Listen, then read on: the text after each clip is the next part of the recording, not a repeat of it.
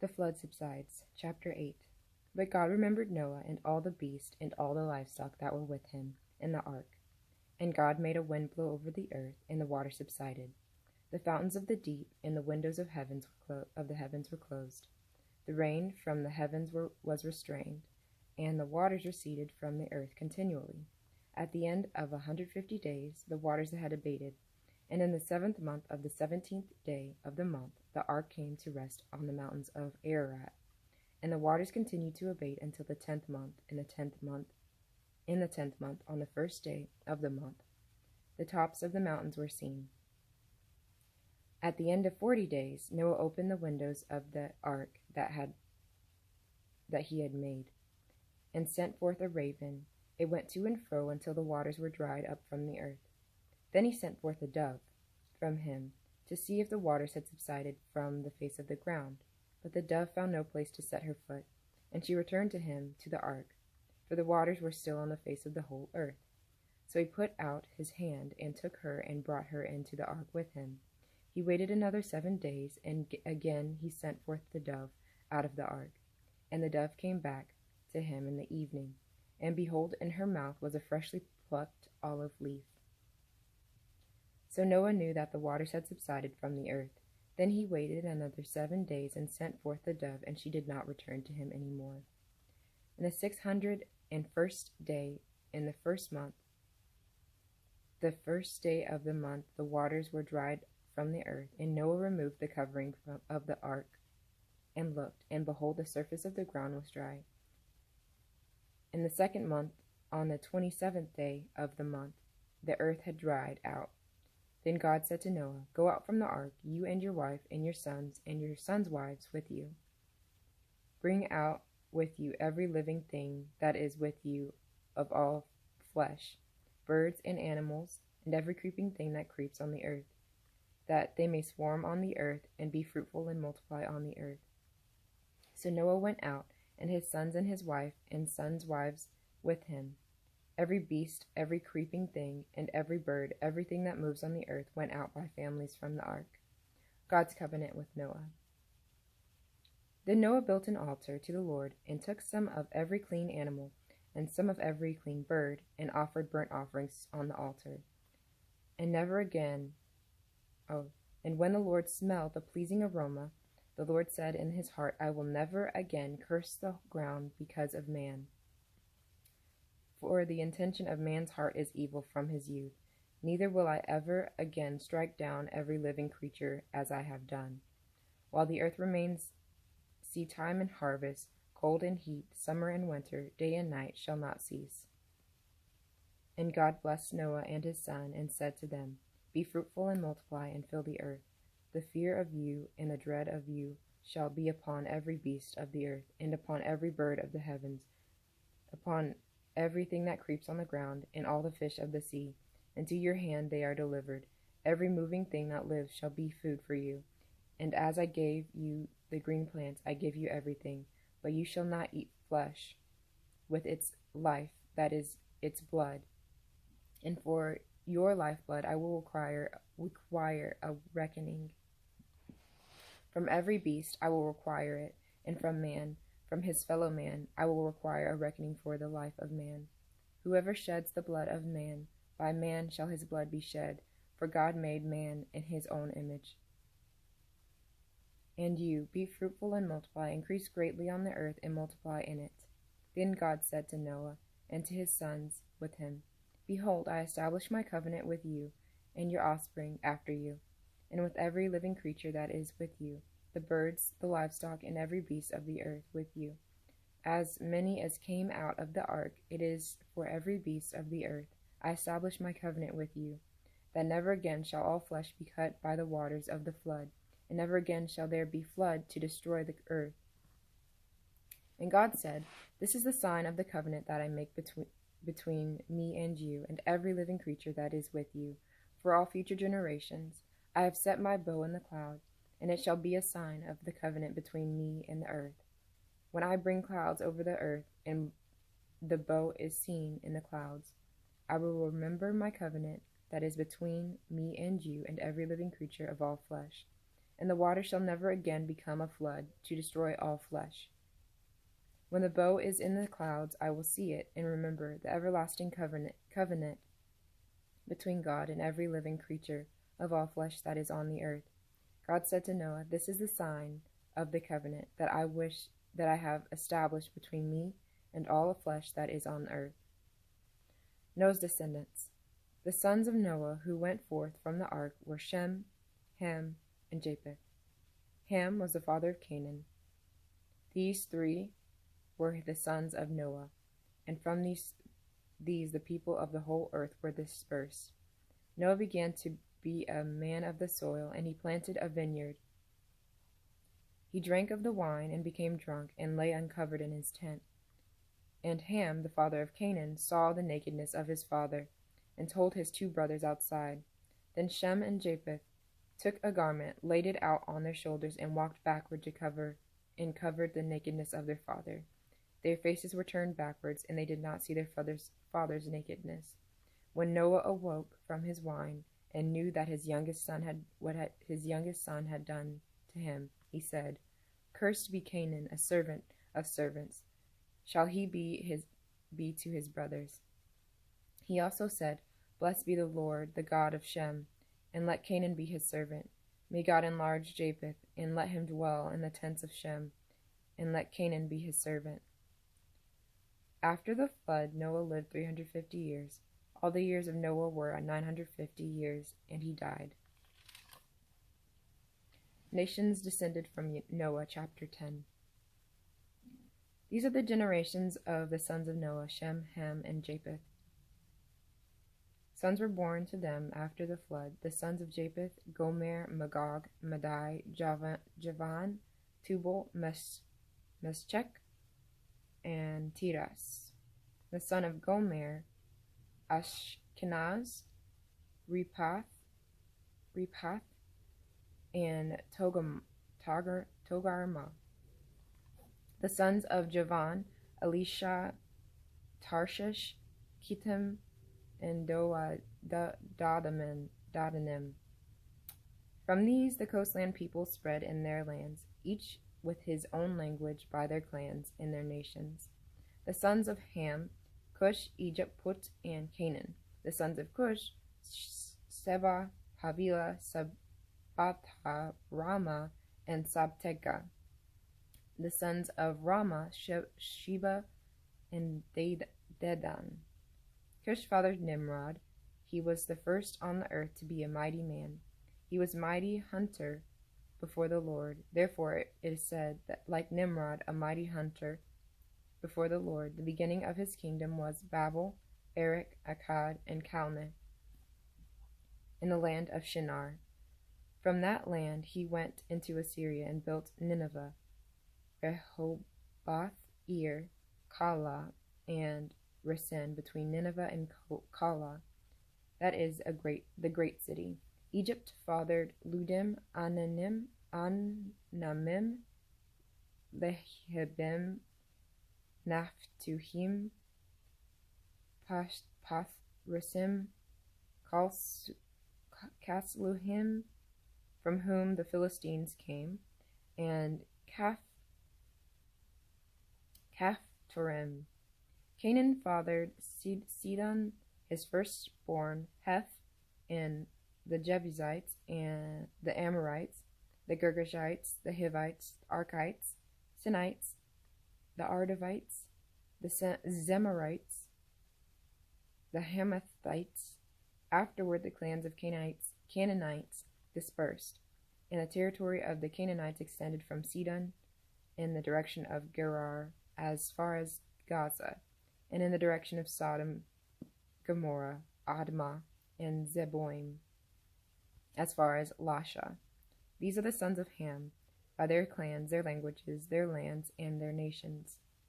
To Shem also, the father of all children of Eber, the elder brother of Japheth, children were born. The sons of Shem: Elam, Asher, Arpachshad, Lud, and Aram. The sons of Aram: Uz, Hul, Gether, and Mash. Arpachshad fathered Shelah, and Shelah Eber. To Eber were born 2 sons. The name of the one was Peleg, for in his days the earth was divided, and his brother's name was Joktan. Joktan fathered Almodad, Shelef, I guess, Hazarmaveth, and Jobab. All these were the sons of Joktan. The territory in which they lived expanded from Mesha in the direction of Sephar to the hill country of the east. These are the sons of Shem by his clans, their languages, their lands, and their nations. These are the clans of the sons of Noah according to their genealogies and their nations, and from these the nations spread abroad on the earth after the flood. The Tower of Babel. Now the whole earth had one language and the same words, and as people migrated from east, they found a plain, the land of Shinar, and settled there. And they said to one another, "Come, let us make bricks and burn them thoroughly." And they had brick for stone, and bitumen for mortar. Then they said, "Come, let us build ourselves a city and a tower with its top in the heavens, and let us make a name for ourselves, lest we be dispersed over the face of the whole earth." And the Lord came down to see the city and the tower, which the children of man had built. And the Lord said, "Behold, they are one people, they all have one language, and this is only the beginning of what they will do, and nothing that they propose to do will now be impossible for them. Come, let us go down, and there confuse their language, so that they may not understand one another's speech." So the Lord dispersed them from there over the face of the earth, and they left off building the city. Therefore its name was called Babel, because the Lord confused the language of all the earth. And from there the Lord dispersed them over the face of all the earth. Shem's descendants. These are the generations of Shem. When Shem was 100 years old, he fathered Arishpad 2 years after the flood. And Shem lived after he fathered Arishpad 500 years and had other sons and daughters. When Arpachshad had lived 35 years, he fathered Shelah, and Arpachshad lived after he fathered Shelah 403 years and had sons and daughters. When Shelah had lived 30 years, he fathered Eber. And Shelah lived after he fathered Eber 403 years and had other sons and daughters. When Eber had lived 34 years, he fathered Peleg, and Eber lived after he fathered Peleg 430 years and had other sons and daughters. When Peleg had lived 30 years, he fathered Reu. And Peleg lived after he fathered Reu 209 years and had other sons and daughters. When Reu lived 32 years, he fathered Serug. And Reu lived after he fathered Serug 207 years and had other sons and daughters. When Serug had lived 30 years, he fathered Nahor. And Serug lived after he fathered Nahor 200 years and had other sons and daughters. When Nahor had lived 29 years, he fathered Terah. And Nahor lived after he fathered Terah 119 years and had other sons and daughters. When Terah had lived 70 years, he fathered Abram, Nahor, and Haran. Now these are the generations of Terah. Terah fathered Abram, Nahor, and Haran. And Haran fathered Lot. Haran died in the presence of his father Terah in the land of his kindred, in Ur of the Chaldeans. And Abram and Nahor took wives. The name of Abram's wife was Sarai, and the name of Nahor's wife Milcah, the daughter of Haran, the father of Milcah, and Iscah. Now Sarai was barren, she had no child. Terah took Abram his son, and Lot the son of Haran, his grandson, and Sarai, his daughter-in-law, his son Abram's wife. And they went forth together from Ur of the Chaldeans to go into the land of Canaan. But when they came to Haran, they settled there. The days of Terah were 205 years, and Terah died in Haran. The call of Abram, chapter 12. Now the Lord said to Abram, Go from your country and your kindred and your father's house to that land that I will show you, and I will make of you a great nation. I will bless you and make your name great, so that you will be a blessing. I will bless those who bless you, and him who dishonors you I will curse, and in you all families of the earth shall be blessed. So Abram went, as the Lord had told him, and Lot went with him. Abram was 75 years old when he departed from Haran. And Abram took Sarai his wife, and Lot his brother's son, and all their possessions that they had gathered, and the people that they had acquired in Haran, and they set out to go to the land of Canaan. When they came to the land of Canaan, Abram passed through the land to the place of Shechem, to the oak of Moreh. At that time the Canaanites were in the land. The Lord appeared to Abram and said, To your offspring I will give this land. So he built there an altar to the Lord, who had appeared to him. From there he moved to the hill country, on the east of Bethel, and pitched his tent, with Bethel on the west and Ai on the east. And there he built an altar to the Lord, and called upon the name of the Lord. And Abram journeyed on, still going toward the Negeb. Abram and Sarai in Egypt. Now there was a famine in the land, so Abram went down to Egypt to sojourn there, for the famine was severe in the land. When he was about to enter Egypt, he said to Sarai his wife, I know you are a woman beautiful in appearance, and when the Egyptians see you, they will say, This is his wife. Then they will kill me, but they will let you live. So you are my sister. Say you are my sister, that it may go well with me because of you, and that my life may be spared for your sake. When Abram entered Egypt, the Egyptians saw that the woman was very beautiful, and when the princes of Pharaoh saw her, they praised her to Pharaoh. And the woman was taken into Pharaoh's house, and for her sake he dealt well with Abram. And he had sheep, oxen, male donkeys, female servants, female donkeys, and camels. But the Lord afflicted Pharaoh and his house with great plagues because of Sarai, Abram's wife. So Pharaoh called Abram and said, What is this you have done to me? Why did you not tell me that she was your wife? Why did you say she is my sister? So that I took her for my wife. Now then, here is your wife. Take her and go. And Pharaoh gave men orders concerning him, and they sent him away with his wife and all that he had. Chapter 13. Abram and Lot separate. So Abram went up from Egypt, he and his wife and all that he had, Lot with him, into the Negeb. Now Abram was very rich in livestock, in silver and in gold, and he journeyed on from the Negeb as far as Bethel, to the place where his tent had been at the beginning, between Bethel and Ai, the place where he had made an altar at the first. And there Abram called upon the name of the Lord. And Lot, who went with Abram, also had flocks and herds and tents, so that the land could not support both of them dwelling together. For their possessions were so great that they could not dwell together. And there was strife between the herdsmen of Abram's livestock and the herdsmen of Lot's livestock. At that time the Canaanites and Perizzites were dwelling in the land.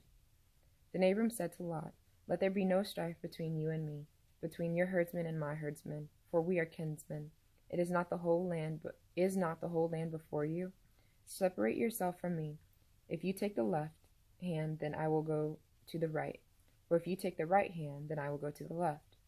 And Lot lifted up his eyes and saw that the Jordan valley was well watered everywhere, like the garden of the Lord, like the land of Egypt in the direction of Zoar.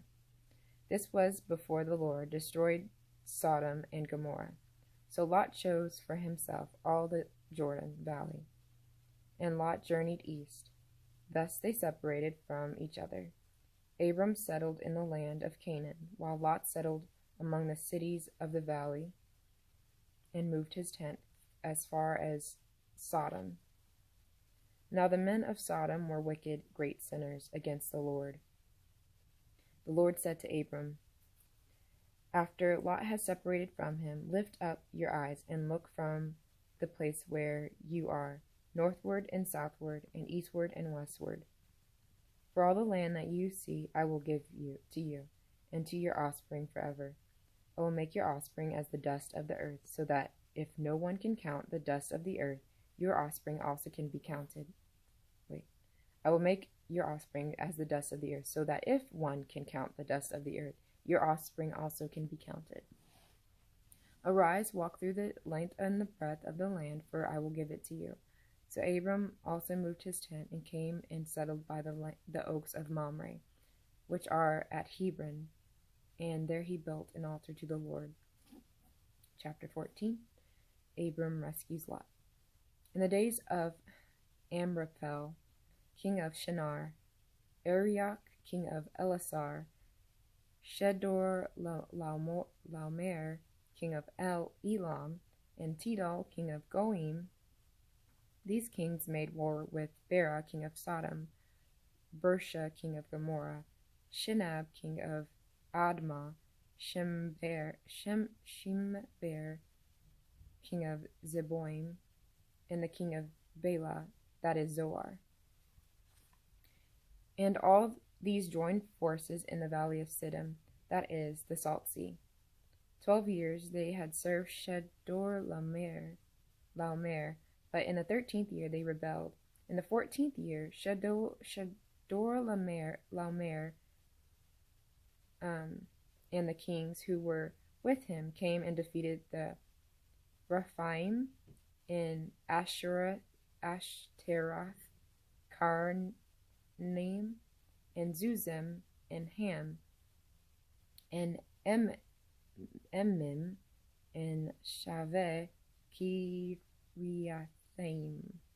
and the Horites in the hill country of Seir, as far as El Paran, on the border of the wilderness. Then they turned back and came to En Mishpat, that is, Kadesh, and defeated all the country of the Amalekites, and also the Amorites who were dwelling in Hazazon Tamar. Then the king of Sodom and the king of Gomorrah, the king of Admah, the king of Zeboim, and the king of Bela, that is, Zoar, went out, and they joined battle in the valley of Siddim with Shedor-Laomer, king of Elam, Tidal, king of Goim, Amraphel, king of Shinar, and Arioch, king of Elasar, 4 kings against 5. Now the valley of Siddim was full of bitumen pits, and all the kings of Sodom and Gomorrah fled. Some fell into them, and the rest fled to the hill country.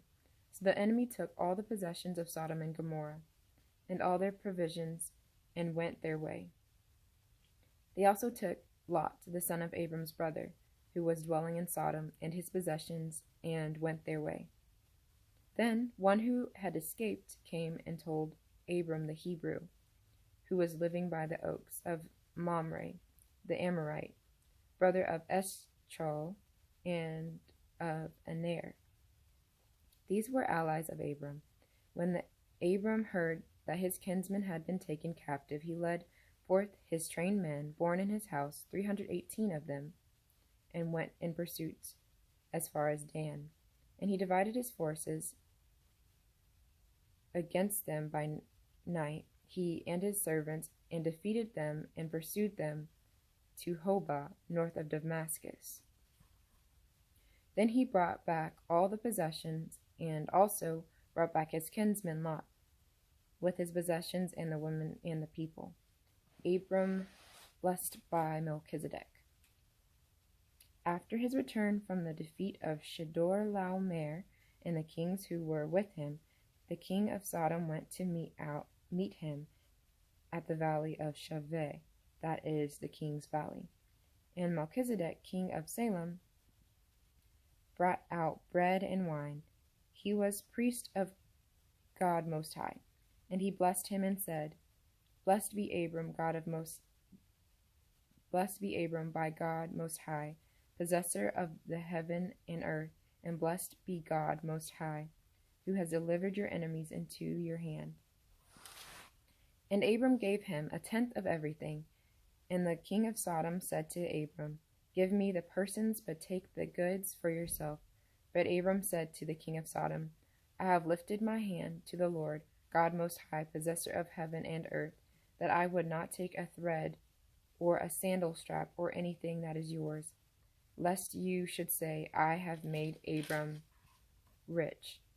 I will take nothing but what the young men have eaten, and the share of the men who went with me. Let Aner, Eshcol, and Mamre take their share. Chapter 15. God's covenant with Abram. After these things, the word of the Lord came to Abram in a vision. Fear not, Abram, I am your shield. Your reward shall be very great. But Abram said, O Lord God, what will you give me? For I continue childless, and the heir of my house is Eliezer of Damascus. And Abram said, Behold, you have given me no offspring, and a member of my household will be my heir. And behold, the word of the Lord came to him. This man shall not be your heir. Your very own son shall be your heir. And he brought him outside and said, Look toward the heaven and number the great stars, if you are able to number them. Then he said to him, So shall your offspring be. And he believed the Lord, and he counted it to him as righteousness. And he said to him, I am the Lord who brought you out from Ur and of the Chaldeans to give you this land to possess. But he said, O Lord God, how am I to know that I shall possess it? He said to him, Bring me a heifer, 3 years old, a female goat, 3 years old, a ram, 3 years old, a turtle dove, and a young pigeon. And he brought him all these things, cut them in half, and laid them each over against the other. But he did not cut the birds in half. And when the birds of prey came down on the carcasses, Abram drove them away. As the sun was going down, a deep sleep fell on Abram, and behold, a dreadful and great darkness fell upon him. Then the Lord said to Abram, Know for certain that your offspring will be sojourners in a land that is not theirs, and will be servants there, and they will be afflicted for 400 years. But I will bring judgment on the nation that they serve, and afterward they shall come out with great possessions. As for you, you shall go to your fathers in peace. You shall be buried in good old age, and they shall come back here in the 4th generation, for the iniquity of the Amorites is not yet complete. When the sun had gone down, and it was dark, behold, a smoking fire pot and a flaming torch passed between these pieces. On the day the Lord made a covenant with Abram, saying, To your offspring I give this land, from the river of Egypt to the great river, the river Euphrates, the land of the Kenites, the Kenizzites, the Kadmonites, the Hittites, the Perizzites, the Rephaim, the Amorites, the Canaanites, the Girgashites, and the Jebusites. Sarai and Hagar. Chapter 16. Now Sarai, Abram's wife, had borne him no children. She had a female Egyptian servant, whose name was Hagar. And Sarai said to Abram, Behold, now the Lord has prevented me from bearing children.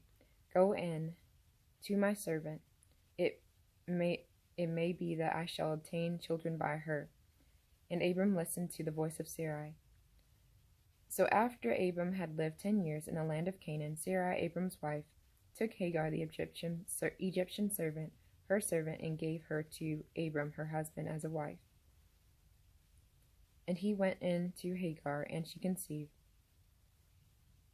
Abram, her husband, and she conceived.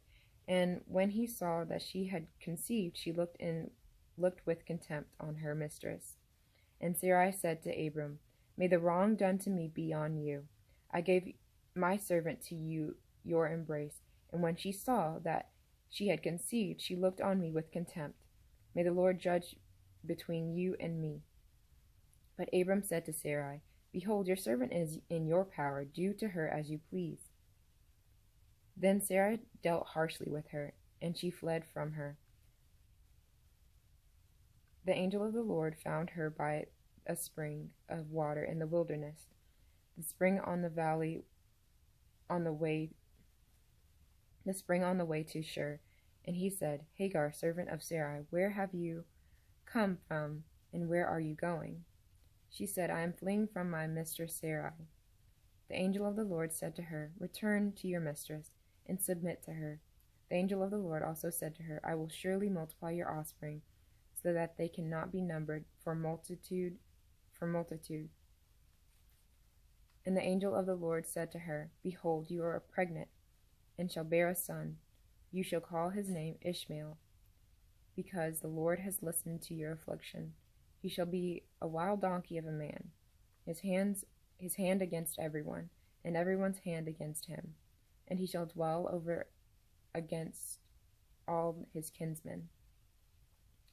So she called the name of the Lord who spoke to her, You are a God of seeing. For she said, Truly here I have seen him who looks after me.